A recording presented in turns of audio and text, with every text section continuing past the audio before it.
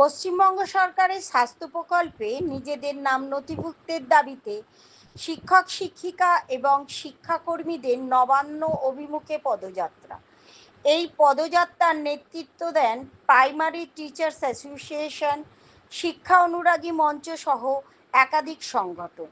গত 5ই অক্টোবর কোচবিহারের সাগরদিঘি থেকে এই পদযাত্রা শুরু হয়। আজ দুপুর 12টা নাগাদ হাওড়া ময়দানের মেট্রো স্টেশনের কাছে অবসরপ্রাপ্ত শিক্ষকরা, বর্তমান শিক্ষক শিক্ষিকারা এবং শিক্ষাকর্মীরা জমায়েত হন। ঘটনাস্থলে উপস্থিত হাওড়া সিটি পুলিশের উচ্চপদস্থ কর্মকর্তারা, বিরাট পুলিশ বাহিনী এবং র্যাব। এই পদযাত্রা ঘিরে পুলিশের পক্ষ থেকে কঠোর নিরাপত্তার ব্যবস্থা গ্রহণ করা হয়। শিক্ষকদের দাবি, অবিলম্বে পশ্চিমবঙ্গ সরকারের স্বাস্থ্য প্রকল্পে তাদের নাম নথিভুক্ত করতে হবে। এখন তারা মাত্র 500 টাকা করে ভাতা পান। তাদের চিকিৎসার খরচ এতে মোটেই হয় না।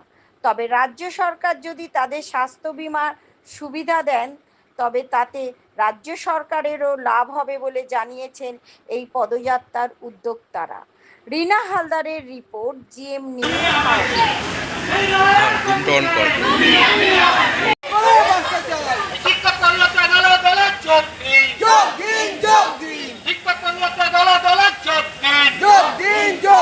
কুচবিহার থেকে নবান্ন পর্যন্ত আমাদের পদযাত্রা চলছে, চলবে। এই শিক্ষক পদযাত্রা চলছে।